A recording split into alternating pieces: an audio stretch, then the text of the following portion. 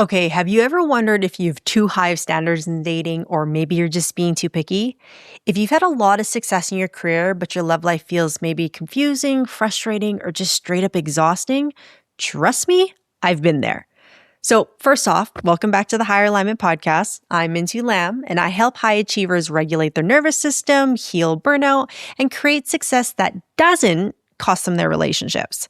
Today, I'm joined by April Davis, founder of Luma Luxury Matchmaking, a nationally recognized service featured in Forbes and Inc. 5000. We get into the difference between standards and being picky and why your type might actually be a pattern. So trust me, by the end of this episode, you will start looking at your dating life a little bit differently and also have some insight on how to get unstuck. So let's get into the episode.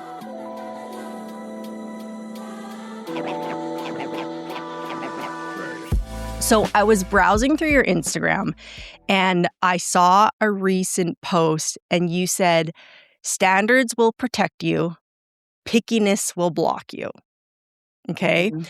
And I thought that was really profound because, I'm dealing with clients who are people who, again, win in the business world a lot and then maybe struggle more personally in relationships. And I think that's one thing I'm constantly having questions about with my clients is like, what's an actual important standard and what are we just like being really picky about? So could you start with what is a standard? And then actually, let's just start there. What is actually a standard and what Standard. is pickiness? Like, what's the difference between the two, I guess? Yeah. Oh, well, of course, it pertains to each individual because it has to do with, I would say, their values first. So if you're looking for a partner and you want to get married and have kids, that would be a standard. Somebody that also wants that values family, So I'm really talking about your values system, and because those are the things that are not going to change. That's who you are. And oftentimes people end up in divorce because they were with somebody that they never should have been with. I mean, because that person does not align with their values. Maybe they were atheist and, the other person is really devout, Christian. And so that's going to be a problem, especially when you have kids and you're raising kids and trying to determine how you're going to raise them with regards to religion. So I think standards have to do more with your core values. And I would say, like, when it comes to communication too, and you what you require, what are your standards for somebody that is in a relationship with you? And for example, I heard somebody talk about the reason why she broke up with her ex was because he would go on a work trip and then she wouldn't hear from him for days, and I would say, okay, he was he was not meeting the minimum standards, and having maintaining the relationship, maintaining that communication while he was on the trip was necessary. So it's things like that, I would say, or where someone's standards should be. And yeah, hopefully that helps answer. Y- No, it makes sense. So I guess my follow-up question to that would be like, I think people struggle like between knowing is this a standard or am I being too much? Like I think the communication one is a great one. Mhm. You know what I mean? Like because it's like people do communicate on different levels or use different like some people really like texting, some people only like being on the phone. And so then if you have a texter and a phoner, like it might not always match up. So how do Mhm. you encourage your clients to really understand what their standards are versus like, hey, Mhm. we're just being a little too picky here. Can we be open to Right. like compromise or working with the other person? Right. Yeah, that's exactly what I was going to say. When it comes to like somebody's preferences in mode of communication, I think you have to be accommodating. What it comes down to, though, I think is really their intent. And, if they're trying, at least if they're okay, they tried to call you and maybe they like to talk on the phone and you like to just text or just at least receive a text. And it's just having the communication and understanding, okay, well, that's just how they are. This is how I am. And getting getting used to it, especially at that beginning phase of the relationship, because a lot of times people will come in and they expect a lot from someone. They expect them to, communicate regularly right off the bat, and you just met this person, you haven't earned a place in their life. And I've had people that have come into my life, and they're newer people that have come into my life, and they expect me to be communicating with them almost daily, and I'm like, I can't even talk to my mom that often. Like, do not you do not stand above my mom is more important to me, and try to keep in touch with her. So I think that kind of just understanding that it is earned, that position is earned, and that um, I guess the importance in that person's life is it's earned. It doesn't just happen like that. So just be cognizant of that as the relationship grows. Then it can grow into more, and you would expect more communication as you've earned a higher positioning in their life. Maybe now you graduated to boyfriend or girlfriend. So now, yeah, it makes sense to expect more regular communication. So, but when it comes to being picky, what I mean by that is and because I'm a matchmaker, I hear this. I will hear people that look at a photo and they say, "Wow, he looks like he has a couple beers on a Sunday, and how active is he if he's has a gut?" And I'm thinking, like, okay, you you're at least 10, 15, 20 pounds overweight too. Like, nobody's perfect, right? But people are just so quick to judge and create this story around somebody, and to just there, because we've been conditioned from all these apps. We think there's so many options out there, endless options out there. So then we can just keep browsing, and I call it dating for dismissal. They're looking for the no's, or saying everybody's a no because there's too many options, and it's harder to find that yes. So they have to say no many times before they can find somebody that they're going to say yes to. But meanwhile, you have, like, I think it's like 10% of the guys are getting like 90% of the dates out there on the apps. And yeah, if you're 90% of the men are not getting the dates, you're missing out on a huge pool of potential. And I think that it's because we have been conditioned. We think that there's some fantasy guy out there, Hollywood and all these rom-coms have conditioned us to think that there's some, magical billionaire that's looking for us, and he's going to be obsessed with us and give us everything as soon as he sees us. So we just need to get in front of him, and then so he can fall in love with us, and we got to find him. And that obviously does not exist, but we have this belief that there's something more, something better always out there. So why would we settle for, Mr. I heard somebody call someone the other day, like, um, mid-manager material. And, like, and meanwhile, this was a person that had just she had married well, and but she wasn't even a mid-manager level herself. And I just, to me, it's really judgmental. It's really, like, just really just so surface, and where people are so complex. Even one date or one interaction and communication, what you're going back and forth on the app, it's not enough. People are so complex. It takes multiple times being around them and talking to them, getting to know them, before you can even get a glimpse into what their personality or who they really are. So I'm just a big believer in, you really should give people a chance, and get to know them. And yes, and you'll find good in everyone, but nobody's perfect, so you have to take the good with the bad. Okay, if you're an executive who's craving more clarity, happiness, and a sense of real inner peace in your day to day, make sure you hit follow so you never miss an episode. This show is here to help you lead, succeed, and actually feel good while doing it. And if something resonates today, give it a like and share it with someone else who could use a little bit more calm in their life too.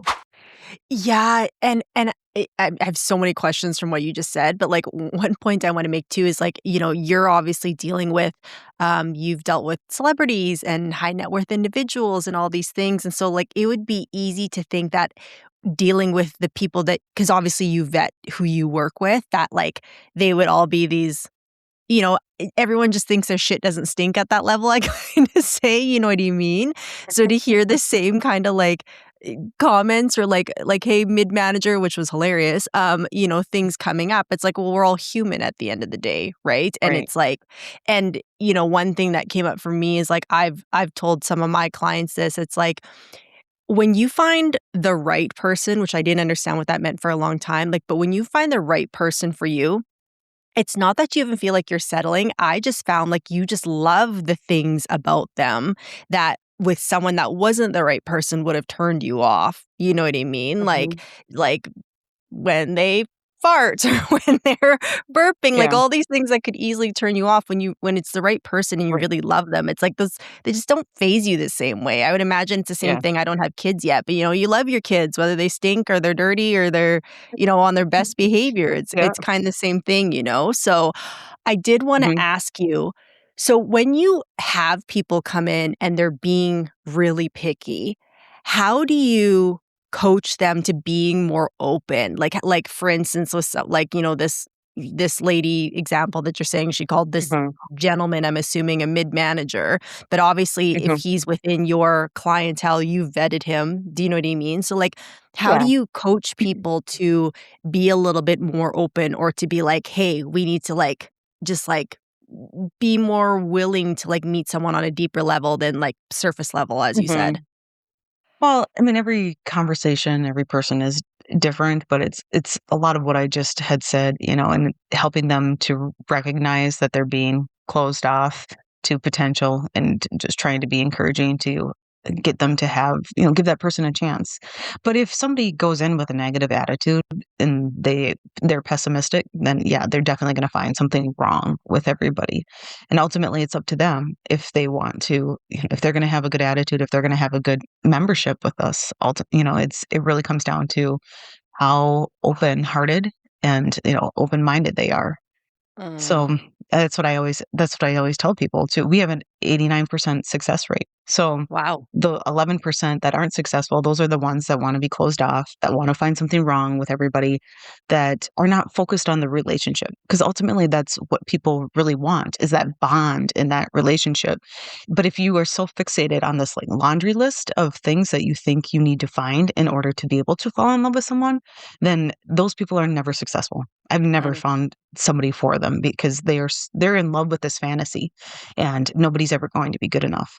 But once you introduce them to somebody that, that doesn't fit everything, but they do have feelings for them, they do fall in love, then they open up and they realize, oh, maybe I didn't need all of that. So they do, a lot of times they do come around, and that's always exciting to see. y I'm sure it is probably from your shoes is probably so fulfilling or, you're like, "Yes, finally, we got a breakthrough Yeah. here," type thing, hey, to see people come around. Right. Right. Yeah, yeah. What would you say is, like, being in your shoes, doing it so long, hearing, how many countless stories, what is the one, picky thing that you hear over and over that just irks you? That, just, Oh, because you would hear it more than any of us, every easy. time you hear it, you're like, Easy. "Oh, here we gotta I deal with know. this again." Yeah. Well, it's the 6 foot tall. They want somebody that's 6 feet tall. Women that want a Mm, guy that's 6 feet tall. That's like less than 2% of the population in the United States. And mind you, half those guys are, at least half of them are married, if not right, more, probably.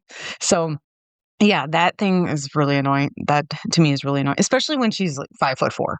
So right, because right, there are a lot of gems, a lot of men that are just gems that are, 5'6". The average height in the US for a man is 5'9". right, So you're going to miss out on all these great people because of some superficial thing like that. And they, of course, they're very bothered if somebody says, "Oh, I wouldn't date somebody that weighs more than," like, that's like them saying, "I wouldn't date somebody that weighs more than 120 pounds." right. That's the same kind of threshold that they're giving. So and that's standard, and it's not fair. And quite frankly, grandma and grandpa are not together after for 50 years, some years, because he was 6 feet tall. Like, there's Yeah, there's a lot more that goes into a relationship, and I just think that they're being really short-sighted, and there's a lot of great people out there when you are fixated on something like so superficial, like height. Or yeah, even, like, the other one I would say is, like, hair. I think that really can be annoying, where they won't date somebody that's balding, and yeah, I mean, we're all gonna be balding. We're all yeah, going to go gray. I hate to tell you this, but it's just a reality. And we're going to be gaining weight. And so, I don't know, that kind of superficiality is so limiting, because ultimately we all want somebody. We want and they've dated somebody that didn't meet these types of standards, or they fell in love, or they were attracted to someone like most women, if you ask them, "Okay, so if Vin Diesel came to you, you'd say no?" Or like Bruce Willis when he was in his prime, he was bald, like, you'd say you would turn him down? Probably not, but, that kinda thing. Or it's like Tom Cruise, he's what, 5'6"? Truthfully, Right? you're gonna turn Tom Cruise down? No, they will make exceptions, right?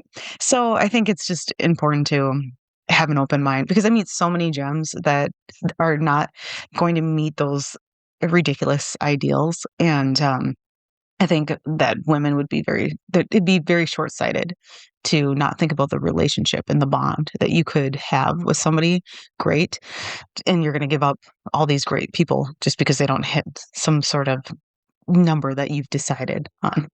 Yeah. Okay, now what about the reverse? Because that sounds like it's more for the women. What about men? Like, what's the most annoying picky thing you hear from men typically? Um, well, I would say it's more so when I've had men come to us and like send us pictures of women they are attracted to, and I'm like, well, these women don't actually look like this. you know, like they don't even look like their photo. Like I can recruit her for you, but she doesn't look like that. I promise you. That's filtered. That is a lot of makeup, and a lot of now it's AI. Now Right. all the stuff that you can do to make a person look a certain way. And so I think that that's hard for me or because they'll say, "Oh no, she's not good enough looking." And I'm like, "Okay, none of these people that you're looking at online or in the whatever, wherever you're seeing them, they don't even look like that in real life." So just be open to like a real person. So they're not gonna have this fake filter on when you meet them in real life. Yeah, So I didn't even think about that, about, like, how, like, skewed everyone's perceptions are already Mhm. of, like, of that, but then now add another layer of just, like, fake everything or not even a real human on the other side of that picture, Right, right? right.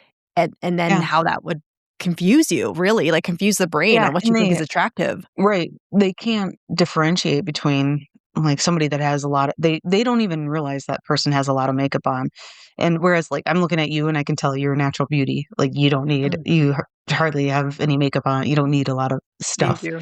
and whereas they're used to seeing the filter with all the stuff, and so, Mm, yeah, it definitely, but if I but I think, somebody like you versus someone that's all done up, if you actually met in real life, you'd see, okay, that's fake and it's really actually not that attractive, or if you made them wash off all their makeup, it's yeah. not all that.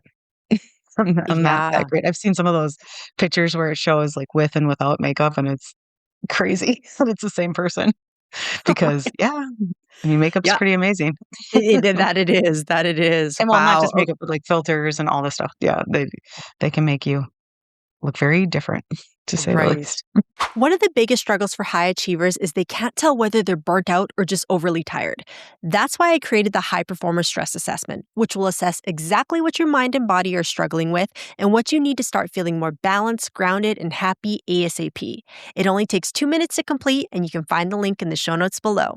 Yeah, and again, it warps all of our perceptions. Do you mean like even like Mhm. peop like I have I have some friends who will kind of only take pictures of themselves with filters on, and then Right, I think I'm like, "But you don't actually know what you look like now because you're constantly taking pictures with filters on." And I say it from a compassionate place, but, it's true. Like, do you even really actually know what you look like now? Because your self-perception is also changing with that, right? Which right. I guess is a deeper rooted question, but, um No, I think you're really spot on. It is interesting because yeah, they don't recognize themselves.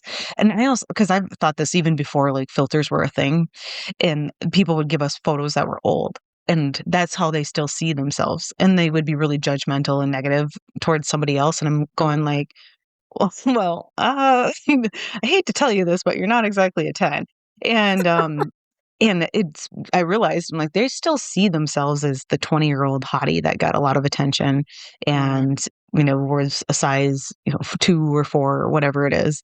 And they're not up to speed on on where they are in the market. really, because Right. it is a market, you supply and demand and what's in demand. And so yeah, that I think that is really interesting. Another interesting thing is I've noticed people that are widows, they have this because they're still in love with their person that they lost, and that person is the most beautiful person ever, and they could show me photos, and I could show them I could try to introduce them to people that I objectively I think is, really much better looking, and nobody will ever be, like, as good enough looking. They want somebody that's Uh, better looking, and I'm like, "Well, I saw who you were with," but, I mean, I can't I'm never gonna say that, but it's just it's, it's like they still see their significant other as, back when they were 20 years old and first dating, and, like, they're still in love, and, like, they have just a higher standard of beauty. They think of them because 'cause they're still in love with them in that way. So,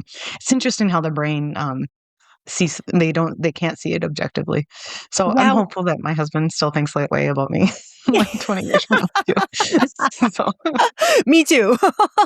But, yeah. it just draws to a deeper rooted question, which I know we don't have time to get into today, of just, like, then that exact example with the widow, for instance, for me, what that tells is, like, that shows that real love goes deeper than the surface because you're Mhm. objectively looking at two people you have no emotional connection to, and you're saying, like, based on society standards, this is the better looking person, but you're still more attracted to your husband that passed, understandably so. That proves the point then that love Mhm. is deeper than just what you see on the Love is surface. blind. It Right. yeah, Yeah. again, Yeah. another rabbit hole we could go down, but Right. you know what I mean? Well, So yeah, so right, in that people can become more attractive. It goes like I was saying, people become more attractive as you get to know them, as you connect with them, right, so or less attractive as they right. open their mouth. Exactly, and that's really the point though, right? It's like as you get to Mhm. know them, you should be filtering either like, "Oh, no, this person is becoming more attractive to me," or, "Oh, this person now they're like, getting me worked up, like, this is great."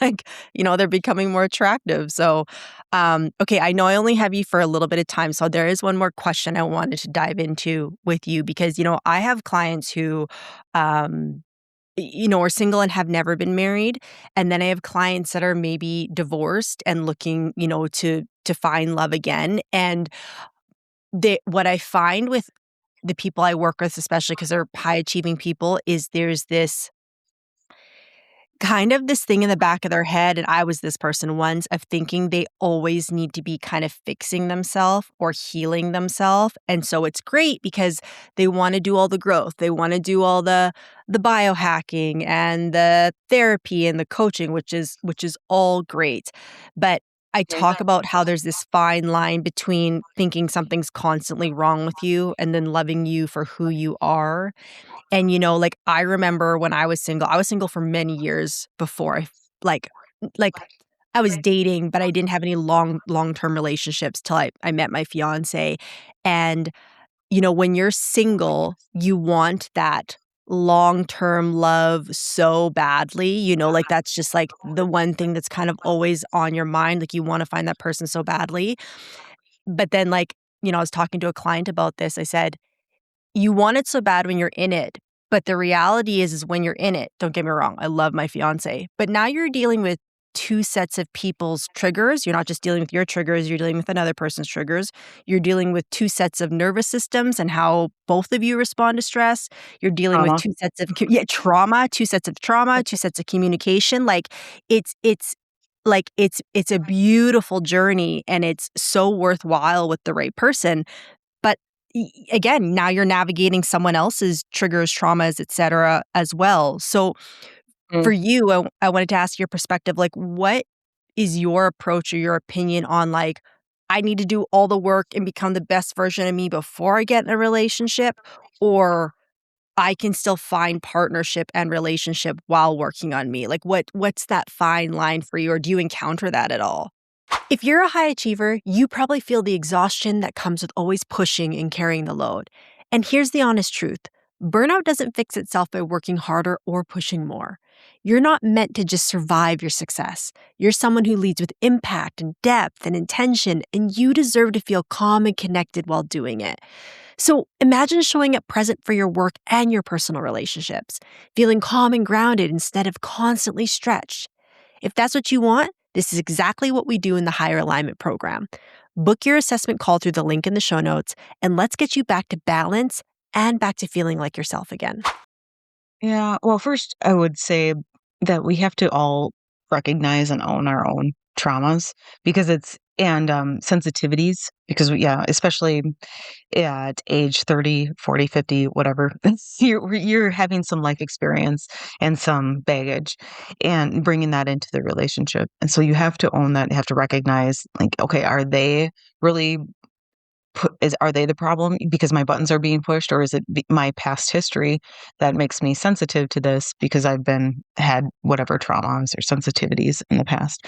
So I'd say, first of all, recognize that because um, when we realize that so much of who we are and what we are bothered by has really been conditioned since childhood, from childhood, I should say, and it's not in our relationship from our person doing anything intentionally or unintentionally to us necessarily, then it makes things a lot easier to work through.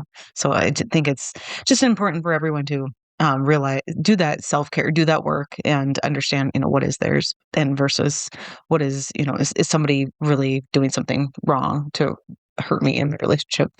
And then as far as self-care and self-work goes, I mean, I don't know that it's necessarily limited.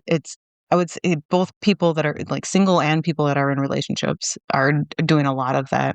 And yeah, I think you're right. It's this kind of also, I think maybe it's a reflection of our culture, in that we're like, it's never enough. We're never good enough. We want more. What else is out there? What more can we do?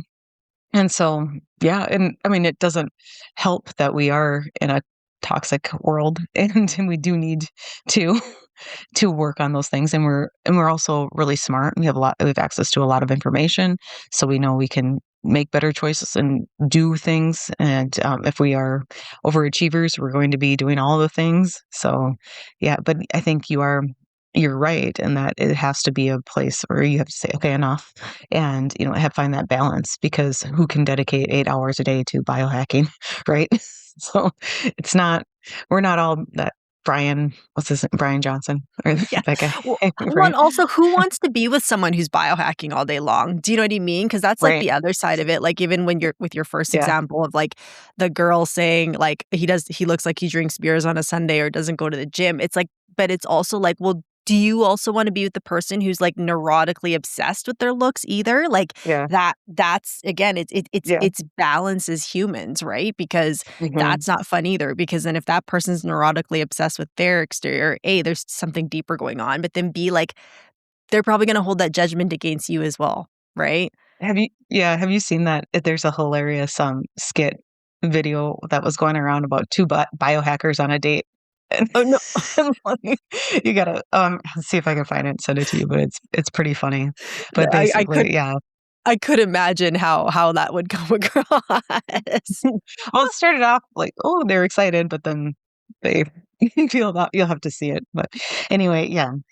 I think, okay, so that could be lead into something that like when you were talking about being picky, and there's some people that would say, well, I need somebody that, works out and does all the like, I want somebody that skis like me and does all these things, da da da. And I don't necessarily think that is, and you don't need those things for a relationship, right? If somebody doesn't ski, and I know skiing is really important to you, but you a relationship is a lot more than just somebody that you do your hobbies with, right? And so it's important to maintain an open mind and not be picky about, well, I can't be with, I think there's a line like, yeah, it would be hard to be with somebody if you are vegetarian and super biohacking and healthy, and they don't have a great diet that can be challenging, but it's something that you can work through and something that maybe you can help them to learn about it and help them to find another way and another lifestyle. But I think those kinds of things like come up a lot where I feel like they be on that line of what's picky and what's considered a standard. And I think if it's not a true like value, such as again, religion, family, and maybe even in some respects like political or just certain things there, I think it can start to get pretty muddy and people can start to justify things and say, no, these are my standards, but it's actually they are being really picky. Yeah, and I think it's so important to highlight again what you said before about, like, its intent, right? Mhm. Like, for instance, when I first met my fiancé, he's a hardcore backcountry skier, and when I first met him, I was like, "I will never do that with you." Like, on our second date, I said that, and he was kinda like, "Okay." But I told him after, I said, "Hey, the reason I shot back with that is just because, like, A, I'm 36 years old, going down a mountain now just, like, sounds like potential, like, breaking situation, like, I'm gonna be Yeah. sore tomorrow, but B, I'm not gonna be good at it, and I'll be honest, I like to do things that I'm good at, especially with someone I just started seeing." I said, "So that's where that response came from." I said, "But Mhm. I'm open to trying if you think I can do it," and then, I tried it once, and I actually really enjoy it now, but you know what I mean? I Mhm. get what you're saying where someone could just shut that off at the beginning, but again, you said intent is really important, and B, is this actually something we can work on versus, like, Yeah, me because wanting to have sorry, you go ahead. right. Well, I was just saying that he met you halfway. Like, you probably if you've never skied before, maybe you started on the bunny hill and then Yeah, worked your way up. He wasn't taking you back, dropping you in on a helicopter and going e going. You're not That's not where you're starting. So, I think, it's being accommodating. It's making those concessions, yeah, and that's what a relationship is, ultimately. right, right. Okay, well, I know we have to finish up here, so just one last quick question. If you could I know this is probably gonna be a hard one, but if you had to give, like, just one like, your ultimate piece of advice for someone who's looking for love right now and has been struggling or, like, kinda like you said, looking for more reasons to say no than to say yes, Mhm, like, what mhm. would be I know this is probably not the simplest thing, but, like, what would be that one thing you want them to keep in mind as they go through this Oh, process? it is simple, honestly. It is simple. So if they're dealing with that burnout from dating, is they are going after the same type and recognizing that your type might be a pattern. So let's get out of the pattern, and doing the same thing over and over again is the definition of insanity, right? So let's try something different. And I would say yes, start swiping yes to people that on paper don't look like your type and what you would be open to. If I would have just stayed dating my type, I would have never met my husband. He's completely different than anyone that I had dated before. And yeah, but I've realized on the first conversation that at the core, we were very much aligned. And I would have never been able to see that on an app and looking at a picture. I would have said no right away. And he probably would too, if he didn't get to know me first. And I think I think that is the key, is that whatever it is that you're doing, you're stuck in some sort of pattern, and it's time to get out of that. And people get so frustrated and they're burnt out, and I think they want to maintain their standards, or they're being picky on on these new people, but yet they accepted substandard from somebody that is maybe that hot, or somebody that they're attracted to, and they'll deal with and accept, be okay with whatever negative thing that person has, and not have the same kind of standards on that person as they would somebody new, right? And so it's being aware of that, and I would say just being open about, how the saying goes, you can't judge a book by its cover. Like, give somebody a chance and see who they are inside. And now with technology, you can do a FaceTime. You don't have to go and meet with them. You can get to know them and have a conversation with them ahead of time if you want, if you're so afraid to commit to a date. But that ultimately, you have to have that conversation. And a lot of people are not willing to get off their couch to even go on a date. They're just looking for pen pals or validation or attention, whatever. So I think it's really important to get meet people in real life, and maybe get off the apps. The apps, I think, are really a big problem for people. And so there's so many places that you can meet people in real life, but you have to be open to it. And they have to be able to feel that you are open because otherwise you're not going to be able to talk to anyone. And, for women, don't be afraid, and men, don't be afraid to make the first move or open up and have that conversation. It can be something simple as just saying hi. Hi, how are you doing? How's your day? And then take it from there. Start the conversation. I mean, conversation is an art form. It's one of the most important skills that we have. And if you are struggling with it, I would say just practice, practice with the person behind the counter at the checkout line or your neighbor or whatever. And, when that way you're better at it. You're warming up. When I do these TV interviews and I'm going on stage, I'm not going to not talk all day before I go on there. I need to warm up before I have this moment on television, right? And so I'm just chatty naturally. So I'm talking to whoever's, I'm making a coffee or the people that I meet as I'm coming in. And, I want to learn about them and just, constantly being curious, I think is really important, talking to people. So that will open up a lot of different options for you. So anyway, that wasn't just maybe one one tidbit. That's a lot, but I think that's like it in a nutshell. So Yeah, you dropped so many gems just now. I was like picking all of it apart because I can think of multiple people right now kind of dealing with that same situation that you just laid out. I used to be where it's like you're setting the bar low for someone who's meeting certain standards, but you're not. But now the new people that you're looking at, you're holding them to something completely ridiculous, right? So right. you dropped so many incredible things there, April. And I wish I had more time with you today because you're a wealth of knowledge. However, before we leave here, I just want to give you an opportunity, like just let people know where they can reach you or get in contact Mhm. with you. Do you do matchmaking in Canada? Like Yeah, just we kind of, do. okay. So Yep. please tell Yeah. people where they can reach you or get a hold of you Yeah. through. They can just go to our website. It's lumasearch.com, LUMA search.com, and it stands for luxury matchmaking. And they can fill out the profile form and meet with a matchmaker and see if we have someone that would be a good match for them and go from there. Amazing. Well, thank you so much, April, today for being here. Love to have you on again if you ever have the time, but I know this is going to be so helpful for people. So thank you so much. Awesome. Well, thank you. I appreciate it.